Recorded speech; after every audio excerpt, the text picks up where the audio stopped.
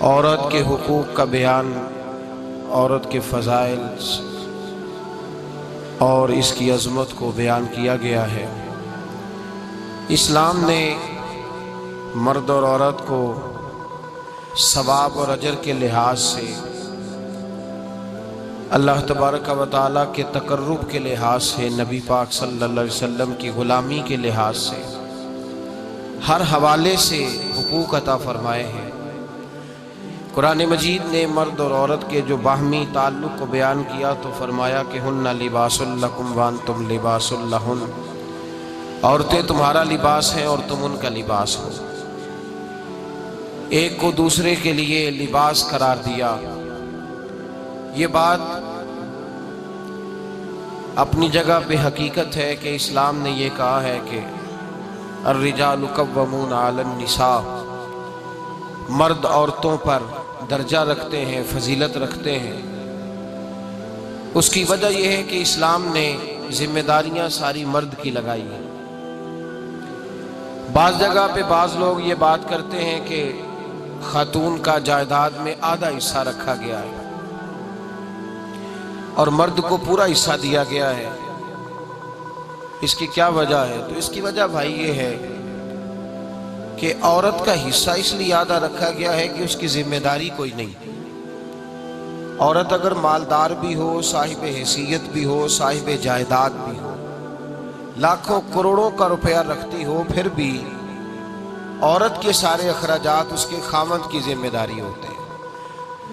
اسلام نے یہ حکم دیا ہے کہ عورت کا کھانا پینا، لباس، رہائش، اس کے کپڑے، اس کی دوائی، حتیٰ کہ اگر اپنے بال بچوں کے سمیت وہ اپنے میکے میں بھی وقت گزارتی ہے تو پھر بھی اس کی ضروریات کا ذمہ اس کے خاوند کا لگایا گیا۔ چونکہ عورت کی ذمہ داری کوئی نہیں رکھی گئی، اس کی کوئی ذمہ داری اس حوالے سے شریعت نے متعین نہیں فرمائی، لہذا جب جائیداد دی گئی تو اس کا آدھا حصہ رکھا گیا۔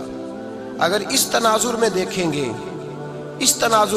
گے کہ ذمہ داری اس کی کوئی بھی نہیں، خرچہ اس کا کوئی بھی نہیں، اور اس کو پھر بھی آدھا حصہ دیا گیا ہے، تو پھر لوگ ضرور یہ بات سمجھنے کو تیار ہوں گے کہ اس تناظر میں تو اسلام نے عورت کو زیادہ حصہ عطا فرمایا ہے، اس کے ذمہ کام ہی کوئی نہیں لگایا، ذمہ داری کوئی نہیں لگائی، ذمہ داری ساری جو ہے اس کے خاوند کی لگائی گئی۔ اسلام نے عورت کے حقوق کی صرف بیان نہیں کیے بلکہ عورت کے فضائل بیان کیے، خاتون کو عزت سے نوازا ہے۔ دیکھیے نا، بیٹے کی ذمہ داری باپ کے ذمہ اتنی دیر تک ہوتی ہے جب تک بیٹا بالغ نہیں ہو جاتا۔ جب بیٹا بالغ ہو گیا، شعور والا ہو گیا، باپ کی ذمہ داری ختم۔ وہ اپنی شادی کے انتظامات خود کرے گا، اپنے لیے وسائل خود ڈھونڈے گا، اس کو جتنی بھی زندگی میں ضروریات ہیں ان کی کفالت کے لیے اسباب کو خود مہیا کرے گا، اس کے باپ کی یہ ذمہ داری نہیں۔ لیکن عورت کے لیے بیٹی کے حق میں قانون یہ نہیں ہے کہ بالغ ہو گئی تو ماں باپ فارغ ہو گئے، بلکہ بیٹی کے حق میں قانون یہ ہے کہ جب تک بیٹی کی شادی نہیں ہو جاتی، جب تک اس بیٹی کا نکاح نہیں ہو جاتا اور وہ اپنے سسرال نہیں چلی جاتی، اتنی دیر تک اس کو ماں باپ کی ذمہ داری رکھا گیا ہے۔ پیدا ہونے سے لے کر نکاح تک وہ ماں باپ کی ذمہ داری ہے، اور نکاح کے بعد وہ خاوند کی ذمہ داری ہے، اور جب بچے جوان ہو جائیں تو پھر ماں کی خدمت کریں گے تو اللہ جنت عطا فرمائے گا۔ تو ہر لحاظ سے عورت کو تحفظ دیا گیا، تحفظ جو جدید معاشرے سے متاثر ہو کر اور چند جھوٹے ناڑوں کی دھوکے اور فریب میں آ کر بعض پڑھی لکھی خواتین یہ مطالبہ کرتی ہیں کہ ہمارے برابر کے حقوق ہیں تو ہمیں میدان عمل میں نکلنا چاہیے، ہمیں بھی اپنے لیے اسباب جمع کرنے چاہیے، نوکری کرنی چاہیے، تجارت کرنی چاہیے، ہمیں بھی باہر نکل کر مردوں کے شانہ بشانہ نکلنا چاہیے، تو یہ تو ان کے ساتھ زیادتی کی جا رہی ہے، یہ تو انہیں دھوکہ دیا جا رہا ہے، یہ تو انہیں کچھ شرائط کے ساتھ عورت با پردہ ہو کر کسی مجبوری کے تحت اگر کوئی کام کرتی ہے تو شریعت اس کو پابندی نہیں لگاتی، لیکن جو رنگ اور طریقہ ہمیں سکھایا جا رہا ہے کہ اس کو کوئی ضرورت بھی نہیں، کوئی مجبوری بھی نہیں، کوئی ایسی حاجت بھی نہیں، بلا وجہ وہ کام کرنا چاہ رہی، اور کام بھی وہ اس لیے لیے نہیں کرنا چاہ رہی، اس لیے نہیں کرنا چاہ رہی کہ وہ اپنے خاوند کا ہاتھ بٹائے گی یا ضروریات کے اندر خیال رکھے گی، بلکہ اس کو کہا یہ جا رہا ہے کہ تو کسی کی محتاج نہ رہے گی، تو بالکل آزاد ہو جائے گی، جو تیرے طبیعت میں آئے گا تو وہ کرے گی، تو پابند نہیں رہے گی خاوند کی۔ تو آج چونکہ میڈیا عام ہو گیا ہے اور لوگ ہر وہ بات جو کسی شخص کے اپنے ذاتی فائدے کی ہوتی ہے اس کو لوگ ذرا زیادہ توجہ سے سنتے ہیں، زیادہ کان لگاتے ہیں، اس کا نقصان پھر یہ ہوتا ہے کہ خواتین بیچاری شکار ہو جاتی ہیں، اور معاذ اللہ تعالی ثم معاذ اللہ یہاں تک باتیں سننے میں ملتی ہیں کہ اسلام نے تو شاید حقوق ہی پورے نہیں دیے، اور اب یورپ کی کوئی خاتون اٹھے گی اور مادر پدر آزاد ہو کر کچھ ایسا پیغام لائے گی جس سے عورتوں کے حقوق کا تعین ہوگا۔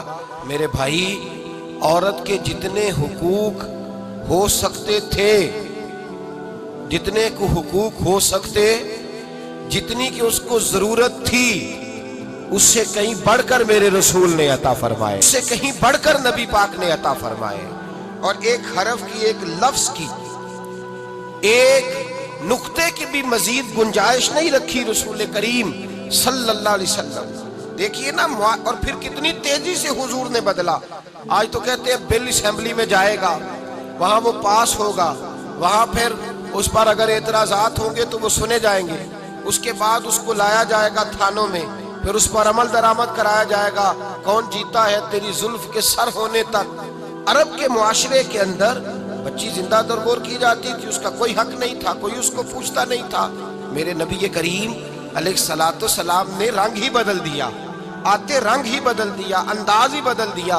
حضور نے فرمایا جس شخص کو اللہ بیٹی دے اور پھر وہ اپنی بیٹی کے ساتھ پیار کرے، پھر وہ اس سے اچھا ادب سکھائے، اور بیٹے کو بیٹی پر ترجیح نہ دے، یہ نہ کہے کہ یہ بیٹا ہے تو زیادہ پیارا، ترجیح نہ دے، بلکہ مساوی سلوک کرے، برابر کا سلوک کرے، اچھا ادب سکھا کے اسے رخصت کر دے، اس کا نکاح کر دے۔ اتنی بڑی شان بیان کی۔ حضور نے فرمایا جس طرح میری دو انگلیاں جڑی ہوئی ہیں اس طرح میرے ساتھ جڑ کے جنت میں داخل ہو جائے۔ بڑا مقام حضور نے عطا فرمایا، اتنا بڑا مقام عطا فرمایا۔ نبی پاک حضرت عائشہ صدیقہ رضی اللہ تعالیٰ عنہ فرماتی ہیں میرے پاس ایک عورت آئی تو میں نے اسے، اس کے ساتھ دو بیٹیاں تھی اس کی، میرے پاس 3 کھجوریں تھی، میں نے اس بی بی کو دے دی، 2 بیٹیاں تھیں۔ اس عورت نے کیا کیا، میں دیکھ رہی تھی، ماں تھی نا اور بیٹیوں کی ماں تھی، اس نے پہلے ایک ایک کھجور دونوں بیٹیوں کے منہ میں ڈالی، اور پھر جو کھجور اس کے پاس بچ گئی میرا خیال تھا یہ کھائے گی، لیکن اس ماں نے اس کھجور کے 2 ٹکڑے کیے اور وہ بھی اپنی بیٹیوں کے منہ میں ڈالے۔ حضرت عائشہ صدیقہ فرماتی ہیں اس کا عمل اتنا حسین تھا، اس بی بی کے اس عمل کے اندر اتنا حسن تھا کہ میری آنکھوں میں بھی وہ بات رہ گئی، دل میں بھی رہ گئی، روح میں بھی سما گئی۔ اس کے حسن اور تاثیر کو میں بھلا نہ سکی، شام تک وہ کیفیات، وہ انداز، اس عورت کا طرز، اس کا وہ انداز میری طبیعت کے اندر بار بار مجھے اس کی طرف متوجہ کرتا رہا۔ شام کو محبوب تشریف لائے، نبی کریم صلی اللہ علیہ وسلم شام کو جب تشریف لائے تو حبیب پاک علیہ السلام کو میں نے بتلایا، میں نے کہا حضور بی بی آئی تھی، اس کا چہرہ بتا رہا تھا کہ بھوکی ہے، لگ رہا تھا کئی دنوں سے کھانا نہیں کھایا، 3 کھجوریں تھی ہی میرے پاس 3، 2 بیٹیوں کو دے دی، وہ کھا سکتی تھی، لیکن یا رسول اللہ صلی اللہ علیہ وسلم اس نے کھائی نہیں، وہ بھی کھجور 2 ٹکڑے کر کے بیٹیوں میں بانٹ دی ہے۔ حضرت عائشہ کہتی ہے دیر تک حضور میری بات کو سنتے رہے، دیر تک میری طرف دیکھتے رہے، اس تصور کو، بیٹی کے پیار کے اس ذائقے دیر تک محبوب محسوس کرتے رہے، اور پھر فرمایا عائشہ جو دنیا میں بیٹیوں کی وجہ سے آزمایا جائے گا، جب قیامت کا دن آئے گا تو رب اس سے حساب نہیں لے گا، بے حساب ہی جنت میں داخل فرما دے گا۔ اللہ پھر اس سے حساب نہیں لے گا جو بیٹی کے سبب سے آزمایا جائے۔ یعنی حضور نے باپ کو کہا کہ بیٹی کو مصیبت نہ سمجھنا، اگر کبھی اس کے میکے سے جھگڑے کا پیغام بھی آ جائے، اگر کبھی دوبارہ تجھے اس کی طرف پلٹ کر جانا بھی پڑے۔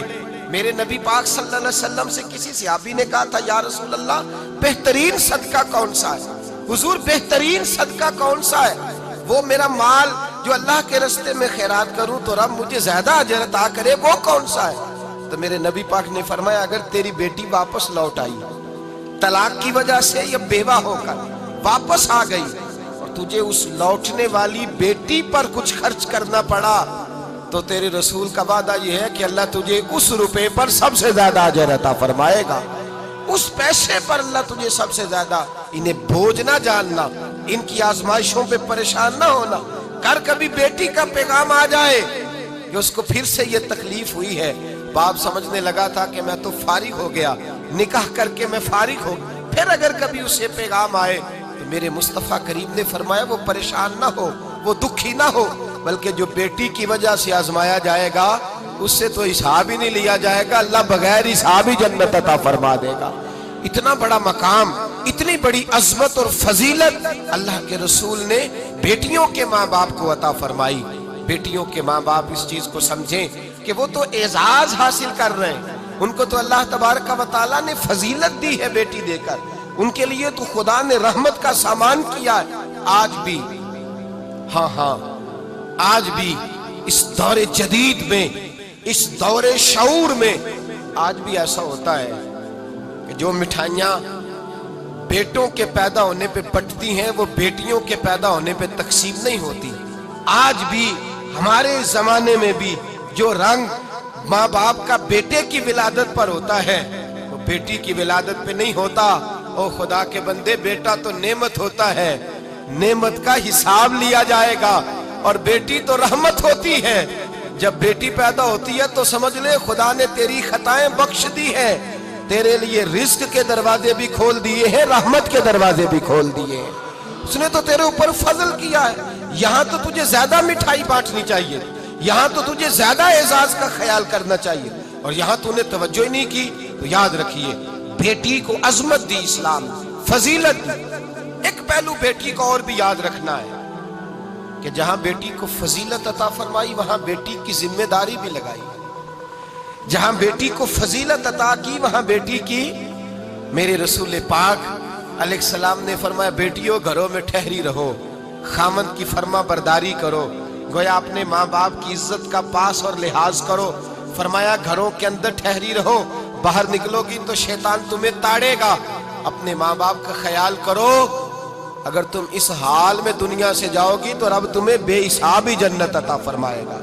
بیٹی کی ذمہ داری بھی لگائی، ذمہ داری بھی اس کی، ماں باپ کی خدمت کرے گی، ماں باپ کا پاس اور لحاظ کرے گی۔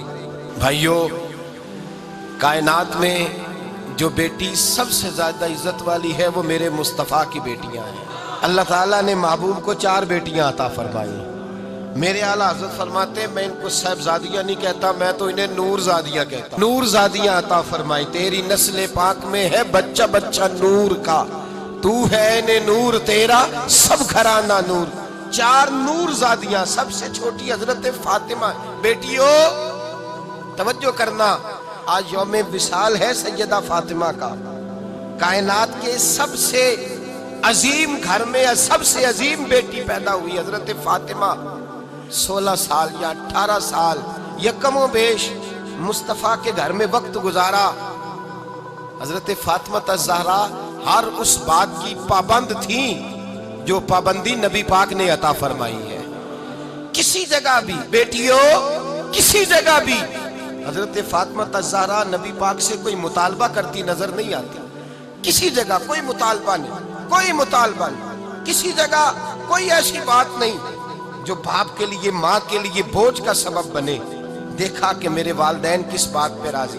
ایک دفعہ حضرت فاطمہ کا ایک مطالبہ آیا بھی کس طرح، بخاری میں، مسلم میں، تمام کتب حدیث میں حدیث ہے، حضرت فاطمہ حاضر ہوئی اور خود نہیں آئیں، مولا کائنات شیر خدا علی المرتضیٰ رضی اللہ تعالی عنہ نے کہا کہ فاطمہ آؤ، بیٹی اپنی ذمہ داری کا بھی احساس کرے، اپنی ذمہ داری کا بھی احساس کرے، وہ سمجھے کہ بحیثیت بیٹی میرے فضائل ہیں تو میری کچھ ذمہ داری بھی۔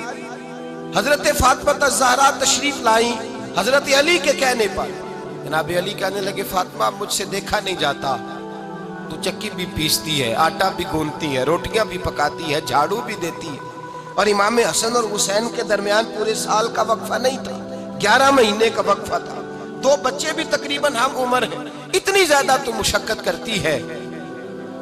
بھائی سویرے جو بیٹی اٹھتی ہے آٹا رات کو گوند کر کے اس نے رکھ دیا ہے فریزر کے اندر، سویرے فریج سے نکالا ہے اور نکال کے روٹیاں پکائی ہیں، پھر بھی وہ قابل ستائش ہے، پھر بھی وہ یہ کہتی ہے کہ بڑا مشکل کام ہے یہ، سویرے اٹھنا، افطاری تیاری کرنا اور کھانا پکانا، آدھا گھنٹہ پونا گھنٹہ پہلے اٹھنا پڑتا ہے۔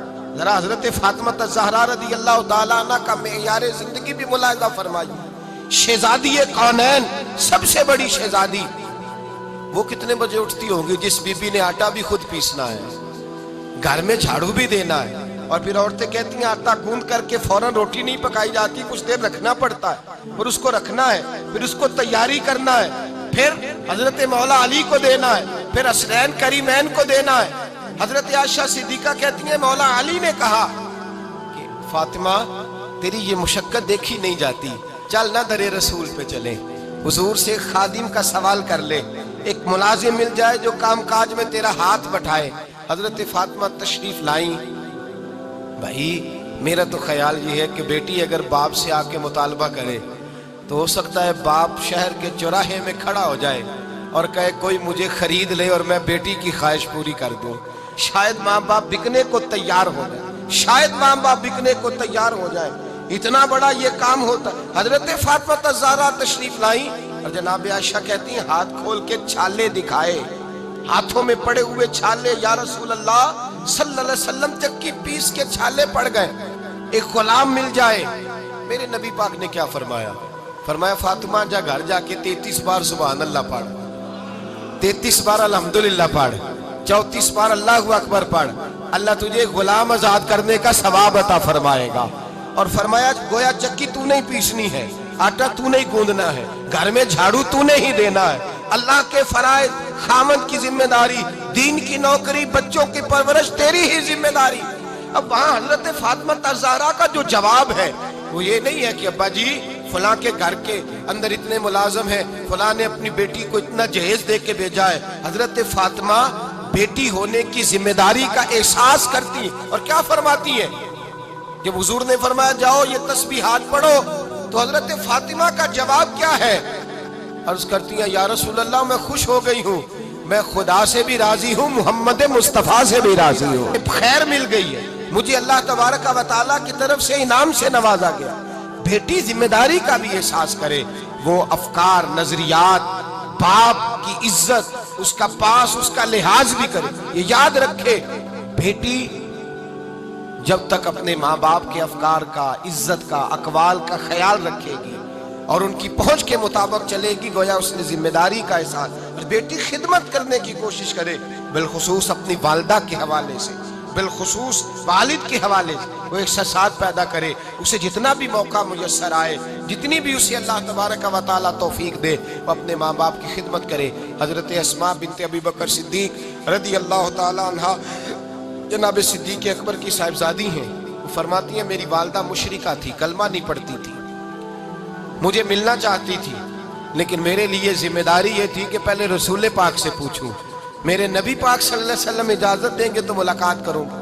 فرماتی ہیں مشرکہ ماں تھی پر میں بیٹی تھی، میرے نبی پاک علیہ السلام نے یہ احساس دیا کہ بیٹیاں اپنے ماں باپ سے جڑی رہیں گی۔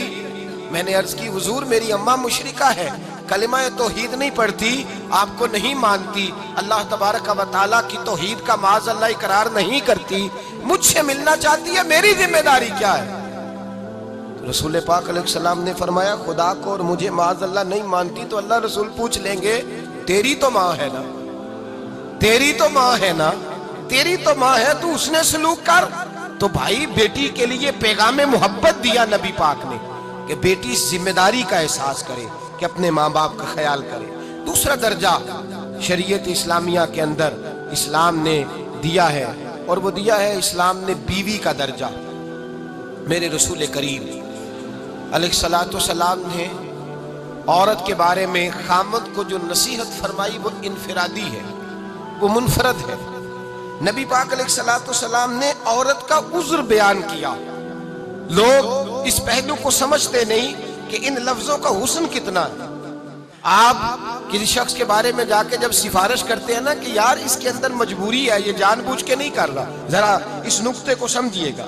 بعض چیزوں کو تروڑ مروڑ کے بیان کیا جاتا ہے اور اس کو لوگ نقص کے حوالے سے بیان کرتے ہیں، کہتے ہیں دیکھو فلاں کی یہ خامی بیان کی گئی، لیکن اگر پس منظر کو سمجھا جائے، بات کو اس کے اصل اسلوب کے ساتھ لیا جائے، معاملہ کچھ اور نکلتا ہے۔ جب آپ کسی شخص کے بارے میں جا کے کسی کو بتاتے ہیں نا یہ مجبور ہے، یہ جان بوجھ کے نہیں کر رہا، اس بیچارے کو فلاں بیماری ہے، فلاں تکلیف کا شکار ہے، تو گویا آپ اس شخص کی سفارش کر رہے ہوتے ہیں۔ میرے نبی رحمت سید عالم صلی اللہ علیہ وسلم نے عورت کی سفارش کی ہے، نبی پاک نے عورت کی سفارش کی ہے خاوند کے سامنے۔ میرے بھائی میری بہنیں، ہر دو خواتینوں حضرات جاگ کر آنکھ کھول کر اور دل کے کانوں سے اس بات کو سنیں کہ یہ تو سفارش ہے نبی پاک کی۔ حضور نے فرمایا خاوند کو کہ عورت ٹیڑھی لکڑی سے پیدا کی گئی ہے، یہ ٹیڑھی لکڑی ہے۔ اب لوگ اس کو بطور نقص بیان کرتے ہیں، خاوند جب یہ حدیث بیان کرتا ہے تو گویا وہ یہ کہہ رہا ہوتا ہے بی بی کو کہ تیرے اندر تو نقص پایا جاتا ہے، اور یہ حضور نے بیان کر دیا۔ لوگ اس کو بطور نقص بیان کرتے ہیں، کمزوری کے بیان کرتے ہیں، لیکن یہ تو سفارش ہے نبی پاک کی۔ اس پہلو کو ضرور پیش نظر رکھا جائے، یہ سفارش ہے، حضور خاوند کو سفارش کر رہے ہیں، فرما رہے ہیں یہ ٹیڑھی لکڑی ہے، اگر سیدھا کرنا چاہو گے تو ٹوٹ جائے گی، تمہارے کردار کا پتہ تو تب چلے گا جب تم ٹیڑھی کے ساتھ گزارا کر کے دکھاؤ گے، تب پتہ چلے گا۔ رسول پاک نے کن لفظوں کے ساتھ عورت کی سفارش کی اس کے خاوند کے سامنے، عورت اسے اپنی فضیلت جانے کہ یہ تو نبی پاک اس کے سفارشی بن کے میدان میں تشریف لائے، یہ تو حضور نے سفارش کی۔ اور پھر حضور نے کیا فرمایا؟ فرمایا تم میں سے سب سے بہتر وہ ہے، تم میں سے سب سے کس سے بہتر؟ بول کے بتائیے، کس سے بہتر؟ دیکھیے نا لفظوں کی تاثیر دیکھیے، حضور نے فرمایا تم میں سے سب سے بہتر وہ ہے جو اپنے اہل خانہ کے لیے، اپنی بیوی بچوں کے لیے بہتر ہے۔ خیرکم خیرکم لأہلہ، تم میں سب سے بہتر وہ ہے جو اپنے گھر والوں کے لیے، اور فرمایا وانا خیرکم اہلی، اور میرے گھر جا کے پتہ کر لو میری 11 ازواج ہیں، میں تم سب سے بڑھ کر اپنے گھر والوں کا خیال رکھنے والا ہوں، تم سب سے بڑھ کر۔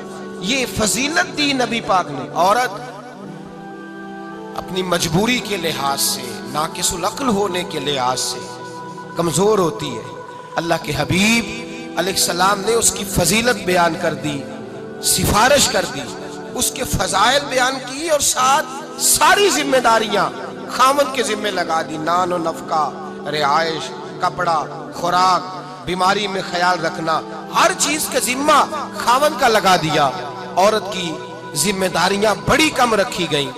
اب اتنی فضیلتیں عورت کو دیکھ کے تو کچھ ذمہ داریاں بھی لگائی گئیں۔ اب ہم پتہ کیا کرتے ہیں، جب ایسی کوئی بات سنتے ہیں تو جا کے ڈائریکٹ بیوی کو بتاتے ہیں، ہم اس کو کہتے ہیں تیری بڑی ڈیوٹیاں ہیں، آج ہی سن کے آیا ہوں۔ حالانکہ یہ پیغام جو یہاں بیوی کے حق میں دیا جاتا ہے یہ تو بیٹی کو سمجھانے والا ہے۔ اگر خاوند کے حق پر اگر چاہتے ہیں ماں باپ کے، دونوں کے ماں باپ کے، ان کا گھر حسین ہو جائے تو پتہ کس طرح حسین ہوگا؟ وہ حسین اس طرح ہوگا کہ خاوند کے حق میں جب بچی کو قائل کرنا ہو نا، خاوند کے حق میں، تو وہ بچی کے ماں باپ کی ذمہ داری ہے کہ اس کے خاوند کے حق میں اسے قائل کرے۔ اس لیے کہ اگر بچے کے ماں باپ اپنے بچے کے حق میں دلائل دیں گے تو وہ اتنی تاثیر نہیں اس کی بنے گی، وہ بیٹی کے ذہن میں نہیں اتریں گے، وہ کہے گی انہوں نے تو اپنے بیٹے کی بات کرنی ہے، وہ نہیں اترے گا اس کے ذہن میں بات، وہ اس کو اس انداز میں لے گی کہ انہوں نے تو کہنا ہی ہے۔ اور اگر بچی کے حق میں کوئی دلیل دینی ہو داماد کو، تو وہ اگر بچی کے ماں باپ دیں گے تو وہ کہے گا تمہاری تو بیٹی ہے، تم نے تو کہنا ہی ہے۔ اللہ کرے ایسا ہو جائے، رمضان کی صبح ہے، مائیں بہنیں بچیاں موجود ہیں، ماں باپ موجود ہیں، اللہ کرے ایسا ہو جائے کہ بچے کے حق میں اگر دلائل دینے ہو تو بچی کے ماں باپ دیں، اور اگر بچی کے حق میں کوئی خوبصورتی بتانی ہو تو وہ بچے کے ماں باپ اسے بتائیں کہ تیری بیٹی میں یہ خوبیاں پائی جاتی ہیں۔ ہم بھی کرتے ہیں اپنے داماد کی تعریفیں، کرتے ہیں اپنے گھر میں بیٹھ کے تعریفیں کرتے ہیں، کہتے ہیں بیٹی سوچا تو اچھا ہی تھا تیرے لیے سوچا تو اچھا ہی تھا، پر چل میری بیٹی پھر اب صبر کر۔ تو یہ آپ نے اس کے ذہن میں بیج بو ڈالا ہے کہ ہم نے بڑے غور سے دیکھا ہے، اب تو نے اذیت میں ہی وقت گزارتا ہے، اذیت میں ہی۔ اور یہی کام بچے کا ماں اور باپ بھی کرتے ہیں، تو بھائی اس طرح تو ان کی زندگی دوزخ بن جاتی. آپ کا تو ذمہ یہ تھا کہ آپ دونوں کے حق میں انہیں قائل کرتے. بڑا میٹھا زہر اتارا جاتا ہے اور اتارنے والے سائیڈ پہ ہو جاتے ہیں. ان دونوں کے لیے عذاب کھڑا کر جاتے ہیں. تا دم حیات وہ اس آگ میں جھلستے رہتے ہیں. یاد رکھیں، اس پہلو کو سمجھیں. اور میں ہر سال ہی یہ کہتا ہوں کہ خدا را معافی دے دیں. بچے کے ماں باپ بھی اور بچی کے ماں باپ بھی انہیں جینے دیں، انہیں وقت گزارنے دیں. خود ذرا سائیڈ پہ ہو جائیں. میاں بیوی کا تو ذاتی جھگڑا ہی کوئی نہیں، وہ تو کسی تیسرے کے سبب سے ہوتا ہے جب بھی ہوتا ہے. تو بھائی یاد رکھیں اور سمجھیں اس پہلو کو. بیوی کی جہاں حضور نے فضیلت بیان فرمائی وہاں اس کی ذمہ داریاں بھی بیان فرمائی. بخاری شریف پڑھیے تو حضرت اسماء جو حضرت ابو بکر صدیق جیسے مالدار کی صاحبزادی ہیں، ان کا نکاح حضور صلی اللہ علیہ وسلم کی پھپھی کے بیٹے جناب زبیر بن عوام کے ساتھ ہوا. حضرت اسماء فرماتی ہیں میرے خامند کے گھر میں کوئی ملازم نہیں تھا اور میرے خامند مزاج کے بھی تھوڑے سخت تھے. میں اس بات کو بھانپ گئی، میں اپنی ذمہ داریوں کو سمجھ گئی.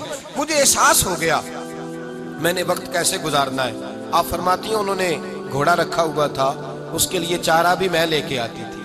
اس زمانے میں اونٹوں کے لیے کھجور کی گٹھلیاں پیس کر خوراک بنائی جاتی تھی. فرماتی پہلے میں کھجور کی گٹھلیاں چن کر کے لاتی، پھر پیستی، پھر اونٹ کو کھلاتی، گھر کے سارے کام کاج کرتی.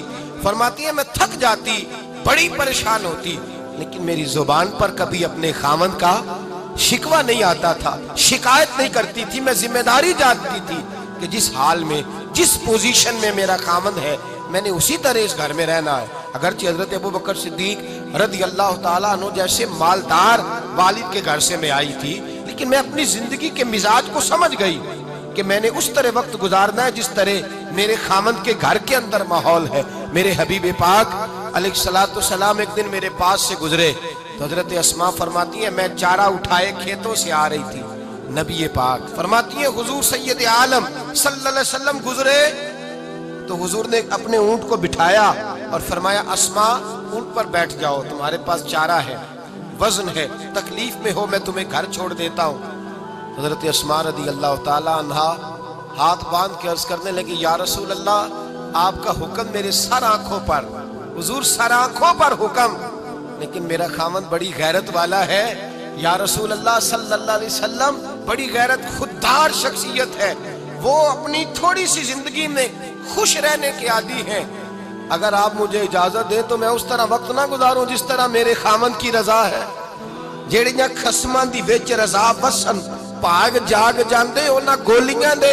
یا رسول اللہ صلی اللہ علیہ وسلم مجھے اجازت ہو تو آپ کے پیچھے اونٹ کی پشت پر نہ بیٹھوں، میں یوں ہی وقت گزاروں اور اسی طرح جاؤں. آپ فرماتے ہیں جب میں نے یہ لفظ کہے تو حضور کے چہرے پر مسکراہٹ دوڑ گئی. جس کی تسکین سے روتے ہوئے ہنس پڑے اس تبسم کی عادت پہ لاکھوں سلام. جب حضور مسکرائے تو میں سمجھ گئی کہ میرے نبی میری اس ادا سے راضی ہوئے. بیوی کے فضائل ہیں، اس کو خامند کے ذمے ہے اس کا خیال کرنا، لیکن اس کی ذمہ داریاں بھی. اسلام نے عورت کی بحیثیت بیوی ڈیوٹیاں بھی لگائی. حضرت عمر بن عبدالعزیز رحمت اللہ علیہ بہت بڑا نام ہے، 5ویں خلیفہ راشد تک لوگوں نے آپ کو کہا. آپ کی جو بیوی تھی وہ بادشاہ کی بیٹی تھی. حضرت عمر بن عبدالعزیز جب خلیفہ بنے تو اپنی زوجہ سے کہنے لگے میں دولت کو، مال کو، اسباب کو پسند نہیں کرتا، میں مناسب نہیں سمجھتا کہ جائیدادیں رہیں. تیرے پاس بہت سارے زیورات ہیں جو تو لے کے آئی ہے، تیرے پاس 2 رستے ہیں، یا تو تجھے باپ کے گھر میں رہنا پڑے گا یا تجھے اس طرح وقت گزارنا پڑے گا جس طرح عمر بن عبدالعزیز وقت گزارتا ہے. نہ کوئی خادم ملے گا، نہ کوئی نوکرانی ملے گی، بادشاہ ہونے کے باوجود فقیری میں وقت کاٹنا پڑے گا. تو کیا پسند کرتی ہے؟ تو باپ کے گھر میں رہ لے، گاہے گاہے ملاقات ہوتی رہے گی، میرے گھر میں تجھے آزمائش میں رہنا ہے. یہ بات سنی اور زوجہ اندر گئیں. جب واپس آئی نا حضرت عمر بن عبدالعزیز فرماتے ہیں میں نے کہا سوچنے گئی ہے، سمجھنے گئی ہے، ہو سکتا ہے سامان باندھ لے کے مجھے چھوڑ آئے. فرماتے ہیں وہ زوجہ اندر گئی جڑیاں خسماں دی وچ رضا وسن پاگ جاگ جاندے او نہ گولیاں دے. کہا واپس گئی. میں نے کہا شاید سامان پیک کرنے گئی ہے. جب لوٹ کر کے آئی تو اپنا سارا زیور اتار کے میرے سامنے رکھ دیا. نئے کپڑے لا کے رکھ دیے، کہنے لگی عمر بن عبدالعزیز اٹھاؤ اور سارے جا کے غریبوں میں بانٹ دو، میں مال غنیمت میں جمع کر لو، میں اس حال میں وقت گزاروں گی جس حال میں آپ مجھ سے راضی رہیں گے۔ ذمہ داری لگائی عورت کی، وہ احساس کرے، سمجھے، بھیجا شکوے، بھیجا شکایات، بلکہ بعض اوقات بہت سارے خامد ناجائز مال اس لیے اکٹھا کرتے ہیں کہ گھر کے اندر ازواج کے مطالبات، ان کی گفتگو، ان کا لب و لہجہ اس قدر سخت اور ترش ہوتا ہے کہ مجبور کر دیا جاتا ہے۔ مائیں بہنیں اس بات کا خیال کریں۔ حضرت عمر بن عبدالعزیز رحمت اللہ تعالی علیہ، آپ کی بیوی نے ہر چیز دے دی، آپ نے مال غنیمت میں جمع کر دی۔ حضرت عمر بن عبدالعزیز کا کچھ عرصے کے بعد وصال ہوا تو حضرت عمر بن عبدالعزیز کی بیوی کے بھائی، آپ کے سالے، وہ خلیفہ بن گئے۔ جب وہ خلیفہ بنے تو انہوں نے دیکھا میری بہن کا زیور مال غنیمت میں شامل ہے، اپنی بہن کو کہا کہ بہن میرا ارادہ بنا ہے کہ تیرا زیور واپس کر دوں، میں وہ تیرا زیور سارا واپس کر دوں۔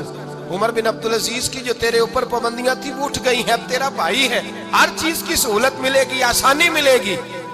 کہتے ہیں جب میں نے یہ کہا تو وہ نیک بخت خاتون جس کا نام بھی فاطمہ تھا، وہ کہنے لگی میں اگرچہ حضرت فاطمہ کی جسمانی اولاد تو نہیں پر ان کی روحانی اولاد تو ہوں نا، یہ کیسے ہو سکتا ہے کہ میں خامند کی زندگی میں وفادار رہوں اور ان کے وصال کے بعد میں بے وفا ہو جاؤں؟ کہا بالکل کسی چیز کی ضرورت نہیں ہے، جس فقر میں میرے خامد مجھے پسند سمجھتے تھے، ان کی زندگی میں جس درویشی میں میں نے وقت گزارا ہے، میں انتقال کے بعد بھی اسی طرح وقت گزاروں گی۔ میں اپنی بیوگی کا زمانہ، ان کی جدائی کا وقت جب تک زندہ اسی طرح گزاروں گی جس طرح وہ پسند کرتے تھے۔ عورت کو فضائل دیے، اس کی ذمہ داری بھی لگائی۔ تیسرا درجہ بہن کو دیا گیا۔ میرے رسول پاک علیہ السلام نے فرمایا جس طرح کسی باپ کی ذمہ داری اس کی بیٹیوں پہ ہوتی ہے، اگر کبھی باپ انتقال کر جائے اور بھائی کی اللہ ذمہ لگا دے، اور میں یہ کہا کرتا ہوں اگر اللہ بھائی کو یہ سعادت عطا کر دے تو بھائی بنتا سنورتا ہی رہتا ہے، بھائی بیچارہ سمجھتا ہے او خدا کے بندے۔ جب تو بہنوں کی ذمہ داری ادا کرتا ہے نا، بہنوں کی، تو یوں سمجھ لے اللہ تجھے کئی لوگوں کے نصیب کا رزق عطا فرماتا ہے، کئی لوگوں کی برکت سے اللہ تجھے دیتا ہے، کئی لوگوں کی وجہ سے اللہ تجھے نوازتا ہے۔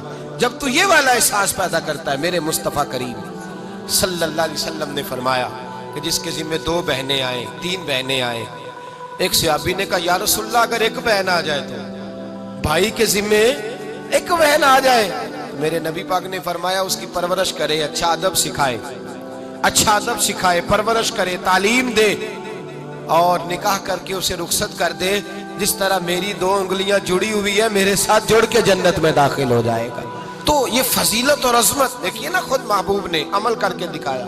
حضرت حلیمہ سعدیہ رضی اللہ تعالی عنہ کی صاحبزادی جناب شیمہ جو بچپن میں نبی پاک صلی اللہ علیہ وسلم کے ساتھ کھیلا کرتی تھی، صحابہ کہتے ہیں جب وہ مدینہ منورہ آئی، ان کا قبیلہ حوازن بڑی سخت جنگ کی مسلمانوں کے ساتھ، سخت لڑائی کی ان لوگوں نے، بڑی مشکل سے ہم نے غلبہ پایا، اور ہم نے جب ان کو باندھا تو رسیاں زور کے ساتھ باندھی، ان کو پکڑ کے مدینے لایا گیا۔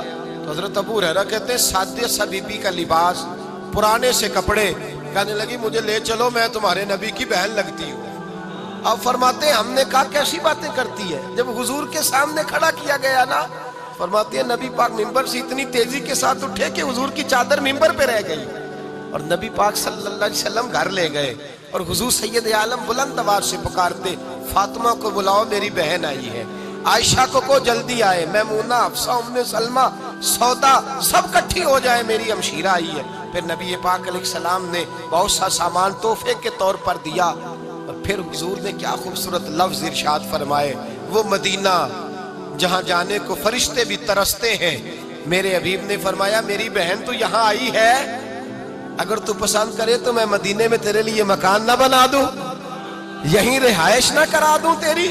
حضرت شیمہ کہنے لگی نہیں، وہ دیکھیے وہ بھی وہی سوچ دے رہی ہیں جو نبی پاک علیہ السلام نے امت کی بیٹیوں کو عطا فرمائی۔ کہنے لگی نہیں محبوبہ میں نے وہیں رہنا ہے جہاں میرے خامند رہتے ہیں، میرے خامند جہاں رہتے ہیں۔ یا رسول اللہ صلی اللہ علیہ وسلم ایک گزارش ہے، میرے قبیلے نے سخت جنگ کی ہے، سخت گھاؤ لگائے ہیں مسلمانوں کو، لیکن اگر آپ بہن کی بات مانے تو میرا سارا قبیلہ آزاد نہیں کر دیتے، معافی نہیں دے دیتے، چھٹی نہیں مل جاتی؟ ہر فیصلہ جب حضور کرتے تو صحابہ کے مشورے سے کرتے۔ جب بہن نے سوال کیا تو مصطفیٰ نے مشورہ ہی نہیں فرمایا، مشورہ ہی نہیں کیا۔ او بھائیو، ہر آدمی کو ٹائم دینے کے لیے تمہارے پاس وقت ہے۔ بہن ترستی ہی رہتی ہے بھائی کبھی ٹیلی فون ہی کرے، وہ سوچتی ہی رہتی ہے کبھی وقت نکال کے آ ہی جائے، کبھی 2 گھڑیاں بیٹھ جائے، میری بھی بات سنے۔ بھائیوں کے پاس دوستوں کے لیے ٹائم ہے، یاروں کے لیے ٹائم ہے۔ یہ بولیاں تو دعا ہی زیادہ بھائی کے لیے کرتی ہیں، ان کی تو توجہ ہی زیادہ بھائی کی جانب رہتی ہے۔ میرے مصطفیٰ کریم سید عالم صلی اللہ تعالی علیہ وآلہ وسلم نے کیا خوبصورت ارشاد فرمایا۔ یہ نہیں فرمایا کہ میں مشورہ کر لوں تو بتاؤں گا، فرمایا بہن نے کہا ہے آج نہ ابو بکر سے مشورہ ہوگا، نہ عمر سے، نہ عثمان سے، نہ علی سے، نہ طلحہ، نہ زبیر سے۔ بہن نے کہا ہے، فرمایا بہن جب میں کسی سے مشورہ نہیں کرتا، جس کو تو کہتی ہے میں تیرے کہنے پہ آزاد کرتا چلا جاتا ہوں۔ میرے نبی پاک علیہ السلام نے اعزاز دیا بطور بہن عورت کو اعزاز، اور پھر ذمہ داری لگائی بہن کی۔ پتہ ہے آپ کو اسلام کا ایک جری دلیر ہے، اسلام کو ایک ایسا ثبوت اللہ نے عطا کیا ہے کہ یہودی کہتا ہے اگر 6 مہینے یہ شخصیت دنیا میں اور رہتی تو شاید دنیا میں کوئی کافر نہ بچتا۔ وہ ثبوت کون ہے؟ وہ حضرت عمر فاروق رضی اللہ تعالیٰ عنہ۔ میرے نبی پاک علیہ السلام نے فرمایا میرے بعد کوئی نبی ہوتے تو خطاب کے بیٹے عمر ہوتے، لو کان نبی بعد لکان عمر ابن خطاب، میرے بعد کوئی نبی ہوتے تو خطاب کے بیٹے عمر ہوتے۔ تاریخ کا حوالہ اٹھا رہا ہوں، ایک ورق الٹ رہا ہوں، اس عمر فاروق کو در رسول پر لانے والی، اس عمر کو اللہ کے گھر کی طرف رستہ دکھانے والی، اس فاروق اعظم کو دین کا سپاہی بنانے والی، یہ کوئی اور نہیں ہے، یہ عمر فاروق کی ہمشیرہ ہے، یہ جناب عمر کی بہن ہے۔ بہن نے بھائی کی کایا ہی پلٹ ڈالی، بہن نے ذمہ داری کا احساس کیا، بہن نے ذمہ داری کا احساس کیا تو اس رنگ میں قرآن پڑھا کہ فاروق اعظم فرماتے ہیں میرے دل سے کفر دور کر کے مجھے رسول اللہ کا غلام بنا دیا ہے۔ بہن اگر ذمہ داری کا احساس کرے، بہن اگر ذمہ داری کا احساس کرے، حضرت عمر فرماتے ہیں، حضرت عمر کہتے ہیں میری ایک نوکرانی نے، کنیزہ نے کلمہ پڑھا، میں اسے دروں سے مارا کرتا تھا، میں تلوار لے کے گھر سے نکلا حضور کو شہید کرنے، تو مجھے کسی صحابی نے کہہ دیا تو حضور کو شہید کرنے جا رہا ہے، گھر کی تو خیر منا، تیری بہن اور بہنوئی بھی کلمہ پڑھ گئے۔ کہتے میں گیا، باہر دروازے پہ تھا تو میری ہمشیرہ اندر قرآن پاک کی تلاوت کر رہی تھی، فاطمہ بنت خطاب، فاطمہ بنت، کتنا پسند ہے یہ نام صحابہ، کس نے رکھا ہوا ہے؟ فاطمہ بنت خطاب تلاوت کر رہی تھی، سعید بن زید بہنوئی بھی تلاوت سن رہے تھے۔ فرماتے میں نے قرآن سن لیا، دروازے پہ دستک دو جی، بہن نے دروازہ کھولا، قرآن پاک کے صفحے چھپا دیے، کیا کر رہے تھے تم لوگ؟ تو بہن خاموش ہو گئی، میں نے کہا بولتے کیوں نہیں؟ مجھے کسی نے بتلایا ہے تم نے کلمہ پڑھا ہے۔ تو کہتے ہیں میری بہن جو مجھ سے اتنا پیار کرتی تھی کہ کبھی بولی نہیں تھی، کبھی بات جو میں کہتا تھا ہو جاتا تھا، آج میں نے اس بہن کی آنکھوں میں توحید کی لذت دیکھی، اس کی پیشانی میں سجدے کا نور دیکھا، اس کے لب و لہجے میں رسول اللہ کی شریعت کی چھاپ دیکھی، تو میری بہن کہنے لگی عمر تم نے جو سنا ہے سچ سنا ہے، اب میں اور میرا خامد مصطفیٰ کے نوکر ہیں، اب ہم دین کے پیروکار ہیں۔ کہتے زور سے تماچا مارا، میں گر گئی، میرے خامد کو مارا پیٹا، کبھی جھگڑا نہیں ہوا تھا، آج پہلے دن عمر نے مارا، میری پیشانی سے خون نکلا، اٹھ کے کھڑی ہوئی، میں نے کہا تو مجھے جان سے پیارا بھائی ہے، زندگی بھر تیرے سامنے کبھی میں نے کلام نہیں کیا، لیکن عمر یہ توحید کی بات ہے، یہ رسول اللہ کی بات ہے، اگر تو خطاب کا بیٹا ہے تو میں بھی خطاب کی بیٹی ہوں، جس ماں کی چھاتیوں سے تو دودھ پی کے جری ہوا ہے میں نے بھی اسی ماں کا دودھ پیا ہے، جتنی طاقت ہے تو لڑا لے، جتنی ہمت ہے تو مار لے، لیکن اب میں رسول اللہ کا دامن نہیں چھوڑوں گی۔ حضرت عمر کہتے ہیں بہن کی قوت ایمانی نے، بہن کی قوت ارادی نے، بہن کے توکل اور یقین نے مجھے مجبور کیا۔ میں نے کہا میری بہن کے دل میں اگر کوئی بات آئی ہے تو اس میں سچ ضرور ہوگا، اور اگر بہن بھائی کو اس دلیری کے ساتھ درس دے رہی ہے تو اس کے اندر کوئی نکھار ہے۔ میں نے کہا لا ذرا تو کیا پڑھ رہی تھی؟ جناب عمر کہتے ہیں پھر بہن نے دلیری والا جواب دیا، فرمایا ایسے کیسے لاؤں؟ جا پہلے غسل کر کے آ، جا وضو کر کے آ، کپڑے بدل کے آ، یہ رسول اللہ کا قرآن ہے، یہ اللہ کی کتاب ہے، بے وضو بے غسل نہیں پڑھی جا سکتی۔ فرماتے میں غسل کر کے کپڑے بدل کے جو بیٹھا، بہن نے قرآن پڑھا، بہن نے قرآن پڑھا۔ اللہ کرے بہنیں بھائیوں کو قرآن سکھانے لگے، اللہ کرے بہنیں بھائیوں کو حدیث سکھانے لگے، اللہ کرے بہنیں اپنے بھائیوں کو رسول اللہ کے در پر جھکانے لگے، اللہ کرے بہن کہنے لگے آ جا مل کر کے دونوں دین کی۔ بہن نے قرآن پڑھا، فاروق اعظم رو رو کے نڈال ہو گئے۔ حضرت عمر کہتے ہیں بہن کی زبان سے چند آیتیں سنی تو میں نے کہا مجھے باندھ لو، ہاتھ باندھ لو، میں حضور کو قتل کرنے کے ارادے سے آیا تھا نا، اب مجھے باندھ لو۔ کرو آیا سا مار مقامنے نو، ہن مینو مار دے لے چلو، مت عمر دی عمر برباد ہوئے جتھے عمر سوار دے لے چلو، اب مجھے لے جاؤ در رسالت ماں۔ ایک بہن نے ذمہ داری کا احساس کیا تو حضرت عمر جیسا سکوت دیا۔ بہنیں اگر ذمہ داری کا احساس کرے، ذمہ داری کا احساس کرے تو اسلام میں بہت بڑا انقلاب آ سکتا ہے۔ چوتھی بات سنیے، اسلام نے ماں کو درجہ دیا۔ حضرت مولا رومی کہتے ہیں جب میں ماں کہتا ہوں نا، جب میں کہتا ہوں نا ماں، تو کہتے ہیں لفظ میری زبان پہ ہوتے ہیں اور ٹھنڈک میرے دل میں محسوس ہوتی ہے۔ جب میں ماں کہتا ہوں ماں، لیکن نا ماں کا رشتہ ایسا ہے کہ جس پر باقی رشتوں کو مثال کیا جاتا ہے کہ ماں سے زیادہ پیار کرنے والا، ماں کی طرح چاہنے والا، ماں کے رنگ، ماں کے رشتہ پر ادا کرتا ہوں، ٹھنڈک میرے دل میں محسوس ہوتی ہے۔ میرے مصطفیٰ سے بیٹے نے پوچھا تھا ماں کو جو درجہ میرے نبی نے عطا کیا ہے، اسلام میں جو مقام ماں ہے، بیٹے نے کہا یا رسول اللہ صلی اللہ علیہ وسلم میرے سلوک کا سب سے زیادہ مستحق کون ہے؟ حضور نیکی کرنا چاہوں تو کس سے کروں؟ نبی پاک نے فرمایا سب سے زیادہ سلوک کا استحقاق تیری ماں کا ہے۔ کہا حضور دوسرے نمبر پر؟ فرمایا تیری ماں۔ حضور تیسرے نمبر پر؟ فرمایا تیری ماں۔ حضور چوتھے نمبر پر؟ فرمایا اب تیرا باپ ہے۔ علماء نے لکھا حکم ماننا ہو تو پہلے باپ کا مانے، خدمت کرنی ہو تو پہلے اماں کی کرے، حکم ماننا ہو تو پہلے ابا جی کا، خدمت کرنی ہو تو پہلے۔ اور میرے مصطفیٰ کریم نے فرمایا جنتی 7 آسمانوں کے اوپر، سدرۃ المنتہا سے اوپر، جنتی بہت اوپر۔ حضور پھر کیا ہوا؟ فرمایا میں نے وہاں سے کھینچی ہے اور ماں کے قدموں کے نیچے لا کے رکھ دی ہے۔ اب جنت اس کو ملے گی جس کی اماں راضی ہوگی، جنت اس کو ملے گی۔ اور میرے مصطفیٰ کریم سید عالم صلی اللہ تعالی علیہ وآلہ وسلم نے ماں کو درجہ دیا تو ماں کی فضیلت بھی بیان فرمائی، ماں کی ذمہ داری بھی بیان فرمائی، ماں کو یہ پیغام بھی دیا کہ وہ اپنے بچے کو دین سکھائے گی۔ ماں یاد رکھ لے، بوڑھی ماں یہ بہانہ نہ بنائے کہ مجھے اب پردے کی ضرورت نہیں۔ بوڑھی ماں اس لیے پردہ کرے کہ مجھے دیکھ کے میری بیٹیاں پردہ کریں گی۔ ماں اپنے آپ کو اپنی اولاد کے لیے آئیڈیل بنائے۔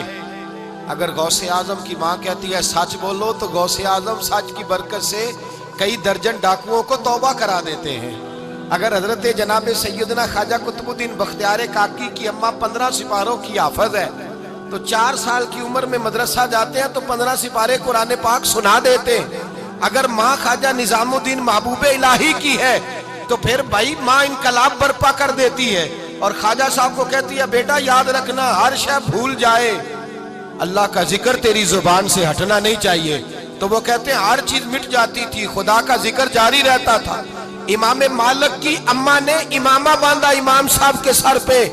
آج تو اماں بیٹے کو جب بھی درس دیتی ہے وہ اسے سکول کا درس دیتی ہے، کالج اور یونیورسٹی کا، مال کمانے کا، ڈاکٹر انجینئر بننے کا درس دیتی۔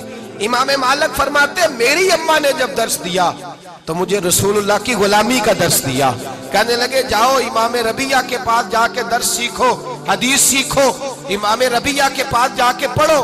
فرماتے ہیں میری اماں نے خود میرے سر پہ امامہ باندھا اور کہنے لگی بیٹا ربیعہ کی نوکری کر اور علم ان سے بعد میں سیکھنا، پہلے ان سے ان کا طرز زندگی سیکھ، آداب زندگی سیکھ، ان کے پاس پڑھی ہوئی کتاب تو نے بعد میں پڑھنی ہے۔ ربیہ اللہ کا بندہ ہے، اس بندے کی تلاوت تو نے پہلے کرنی ہے، اس کو سیکھ جا کے پڑھ۔ ماں جب میدان عمل میں نکلتی،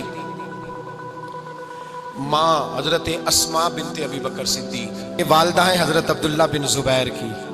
حضرت عبداللہ بن زبیر وہ شہزادے مدینے میں جب نبی پاک صلی اللہ علیہ وسلم صحابہ سمیت تشریف لائے تو جس عورت کے مسلمان عورت کے گھر میں بھی بچہ پیدا ہوتا تو بیٹی کی ولادت ہوتی۔ یہودیوں نے یہ بات مشہور کر دی کہ ہم نے جادو کر دیا ہے، مسلمانوں کے ہاں بیٹا پیدا نہیں ہوگا۔ سب سے پہلے بیٹے حضرت عبداللہ بن زبیر پیدا ہوئے۔ حضرت ابو بکر صدیق کے نواسے تھے، جناب صدیق اکبر نے بیٹے کو پکڑا پہلے دن کا بچہ اور مدینے کی گلیوں میں گھومنا شروع کر دیا۔ فرمانے لگے یہودیوں تمہاری بات جھوٹی ثابت ہوئی ہے، میرے رسول کو اللہ تعالیٰ نے بڑی صداقتوں سے نوازا ہوا ہے، میرے نبی پاک کو اللہ نے میرے رب نے بڑی صداقتوں سے میرے مصطفیٰ کو نوازا، دیکھو اللہ نے بیٹا دیا ہے۔ اس بیٹے کو سب سے پہلے گھٹی میرے نبی پاک نے عطا فرمائی۔ یزید لعین کے بعد عبد الملک بن مروان اور حجاج بن یوسف کی فوجوں کے خلاف جو نوجوان جو بزرگ ڈٹ گئے وہ عبداللہ بن زبیر تھے۔ 73 سال کا بزرگ ڈٹ گیا، 73 سال کی عمر میں ڈٹ گئے۔ حضرت اسماء زندہ تھی، 90 سال سے زیادہ عمر تھی، آنکھوں سے نابینا تھی۔ حضرت عبداللہ بن زبیر رضی اللہ تعالیٰ عنہ، حجاج بن یوسف کی فوجیں لاکھوں میں مقابلے میں آئیں، اور جب آپ کے جتنے بھی ساتھی تھے کچھ شہید ہو گئے، کچھ مجبور ہو گئے صلح کرنے پر، حضرت عبداللہ بن زبیر اکیلے اماں کے پاس آئے۔ آج اماں بیٹا دین کے لیے دیتی ہوئی ڈرتی ہے، وہ کہتی ہے اللہ جانے مدرسہ جائے گا تو کیا ہوگا، نماز پڑھے گا تو کیا ہوگا، دین کی طرف رغبت کرے گا تو کیا ہوگا۔ حضرت عبداللہ بن زبیر اپنی اماں سے مشورہ لینے گئے، کہنے لگے اماں میرے بہت سارے ساتھی شہید ہو گئے، بہت سارے لوگ صلح پہ مجبور ہو گئے، اب میرے پاس 3 رستے ہیں، یا تو میں ان کے خلاف ڈٹا رہوں لڑوں اور شہید ہو جاؤں، یا میں صلح کر لوں، یا بھاگ کر جان بچاؤں۔ تو میری بوڑھی اماں ہے، تیرے بڑھاپے کا بڑا خیال ہے، اماں مجھے بتاؤ میں کیا کروں۔ جاگیے گا، سنیے گا، شعور میں جگہ دیجیے گا۔ 90 سال کی بوڑھی اماں کہنے لگی عبداللہ تو یہ بتا کہ تو حق پہ ہے کہ نہیں حق پہ، تو نہ حق لڑ رہا ہے کہ حق پہ لڑ رہا ہے۔ تو حضرت عبداللہ بن زبیر کہنے لگے اماں مجھے قسم ہے رسول اللہ کی زلفوں کی، میں حق پہ ہوں، میں حق پہ لڑ رہا ہوں۔ تو اماں کہنے لگی بیٹا ساری دنیا بھی تیرا ساتھ چھوڑ جائے، حق تو تیرے ساتھ ہے نا، حق تو تیرے ساتھ ہے۔ اور فرمایا جس کے ساتھ حق ہوتا ہے اس کے ساتھ رب ہوتا ہے، اللہ تو تیرے ساتھ ہے نا، جا جا کے شہید ہو جا۔ فرمایا بیٹا یاد رکھ بھاگنے والے بزدل ہوتے ہیں اور صلح کرنے والے ظالم کے حمایتی ہوتے ہیں، اور میدان میں ڈٹ جانے والے اللہ کے شیر ہوتے ہیں، جا ڈٹ جا۔ حضرت عبداللہ بن زبیر کہنے لگے اماں پھر رونا نہ، یہ حجاج بن یوسف بڑا ظالم ہے، مجھے قتل کرے گا تو میری آنکھیں کاٹ ڈالے گا، میرے ناک کاٹ ڈالے گا، وجود کے حصے بکھرے کر دے گا، اماں رونا نہیں۔ اماں کہنے لگی بیٹا میں نے ابو بکر صدیق کے گھر میں پرورش پائی ہے، میں غار ثور میں مصطفیٰ کو روٹیاں پہنچایا کرتی تھی، میں نے حضرت عائشہ صدیقہ میری بہن ہے، میں رسول اللہ صلی اللہ علیہ وسلم کے مدینے میں پلی بڑی ہوں، میں تجھے وقف کیا ہوا ہے دین کے لیے۔ فرمایا بیٹا جا، اگر تو کٹ بھی گیا، تیری کھلڑی اتر بھی گئی تو بکری کو صرف ذبح ہوتے وقت تکلیف ہوا کرتی ہے، کھلڑی اترتے وقت تکلیف نہیں ہوتی، جا تو میدان میں نکل۔ حضرت عبداللہ بن زبیر رضی اللہ تعالیٰ عنہ فرماتے ہیں میں میدان میں نکلا اور ماں کی دعا لے کے نکلا، حجاج کی ہزاروں فوج میرے مقابلے میں تھی۔ لوگ کہتے عبداللہ بن زبیر قابو نہیں آتے تھے، لوگ کہتے کہ اس سپاہی نے اس 73 سال کے بوڑھے نے کہاں سے جنگ کا طریقہ سیکھا ہے۔ تو عبداللہ بن زبیر میدان میں نعرے لگاتے، فرماتے میں تو طریقہ اپنی اماں سے سیکھ کے آیا ہوں، میں تو ماں کی یونیورسٹی سے درس لے کر کے آیا ہوں۔ شہید ہوئے، گردن کٹی۔ حجاج بن یوسف نے حضرت اسماء کو پیغام بھیجا، فرمایا تیرا بیٹا شہید ہو گیا ہے آ جا۔ آپ فرمانے لگی میں تو کبھی کسی کے دربار میں نہ جاؤں، میں تو ساری زندگی دربار رسالت کی حاضری دیتی رہی ہوں۔ حجاج خود چل کے آیا، کہنے لگا تجھے پتہ چلا ہے تیرا بیٹا اس کی لاش لٹکی ہوئی ہے مکے کے چوک میں، پتہ ہے؟ حضرت اسما کا آج تو عورتیں واویلا کرتی ہیں، ماتم کرتی ہیں، سینہ کو بھی کرتی ہیں، بے صبری کا مظاہرہ کرتی ہیں۔ ماں کا نصاب جو شریعت نے متعین فرمایا، حضرت اسما رضی اللہ تعالیٰ عنہ کہنے لگی حجاج میرا بیٹا لٹکا ہوا ہے، کہیں کسی ظالم کے آگے جھکا تو نہیں نا؟ لٹکا ہے، جھکا تو نہیں نا؟ اور فرمایا شکر ہے اللہ کا کہ لٹک گیا ہے پر تیرے آگے جھکا نہیں۔ فرمایا وہ میرا لخت جگر تھا، کٹ سکتا تھا، جھک نہیں سکتا تھا۔ حضرت جناب سیدنا عبداللہ بن زبیر رضی اللہ تعالیٰ عنہ کی لازوال قربانی ایک ماں حضرت عمر فاروق کے زمانے میں بھی آئی، جنگ قادسیہ کا موقع، 4 بیٹے، ماں کا نام حضرت خنسا ہے رضی اللہ تعالیٰ عنہ، 4 بیٹے لے کے آئیں اور جناب عمر سے کہنے لگی میرے پاس ہیں ہی 4، اگر 400 ہوتے تو میں سارے رسول اللہ کے دین کے لیے دے دیتی، 400 بھی ہوتے، 4000 بھی ہوتے تو دے دیتی۔ اور پھر بچوں کی طرف دیکھا، ماں آج بچے کو مسجد بھیجتے ہوئے ڈرتی ہے، ماں آج اسے دین کا عالم بناتے ہوئے ڈرتی ہے، ماں دین کا مجاہد بناتے ہوئے ڈرتی ہے۔ یاد رکھو انہی ماؤں کا نام دنیا میں باقی رہا ہے جنہوں نے اپنے بچے رسول اللہ کے دین کے لیے پیش کر دیے تھے۔ وہ مائیں زندہ ہے اور قیامت تک زندہ رہیں گی جنہوں نے اولاد دین کے لیے پیش کر دی۔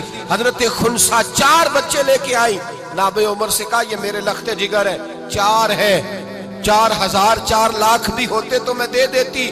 اور پھر بچوں کی طرف نظر ڈالی اور کہنے لگی بیٹو میں نے تمہارے باپ سے بددیانتی نہیں کی، تم ایک ہی باپ کی اولاد ہو اور میں نے تمہیں حرام کا لقمہ نہیں کھانے دیا، رزق حلال کھلایا ہے اور میں نے تمہیں قرآن کی لوریاں دے دے کے جوان کیا ہے۔ یاد رکھنا اگر تیر کھانا بھی ہوا تو سینے پہ کھانا، پشت پہ نہ کھانا۔ اگر تیر کھانا ہوا، زخم لینا ہوا تو ڈٹ کے سینے پہ کھانا۔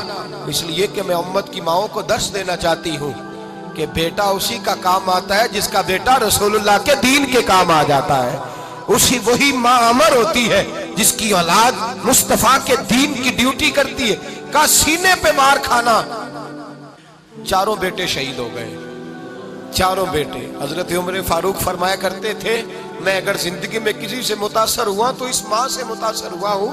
مائیں رویا کرتی ہیں، 4 جنازے پڑے ہیں، ماں ٹوٹی نہیں بلکہ تپتی ہوئی ریت میں سر سجدے میں رکھ کے کہنے لگی اللہ میں کتنی خوش بخت ہوں کہ تو نے میری ساری دولت ہی قبول فرما لی ہے، میں کتنی خوش نصیب ہوں کہ میرا سارا سرمایہ ہی کام آ گیا۔ عورت بحیثیت بیٹی فضیلت رکھتی ہے پر اپنی ذمہ داری کا احساس کرے، عورت بحیثیت بیوی عزت عظمت شفقت رکھتی ہے پر اپنی ذمہ داری کا احساس کرے، عورت بحیثیت بہن درجہ رکھتی ہے پر اپنی ذمہ داری کا احساس کرے، عورت کے بحیثیت ماں اس کے قدموں کے نیچے جنت ہے پر وہ اپنی ذمہ داری کا احساس کرے۔ اگر عورت ذمہ داری کا احساس کرے گی تو دنیا کو اسلام کو بڑے بڑے ثبوت ملیں گے، بڑے بڑے جرنیل ملیں گے، بڑے بڑے لیڈر ملیں گے، محدثین مفسرین، بڑے بڑے اسلام کو سپاہی ملیں گے۔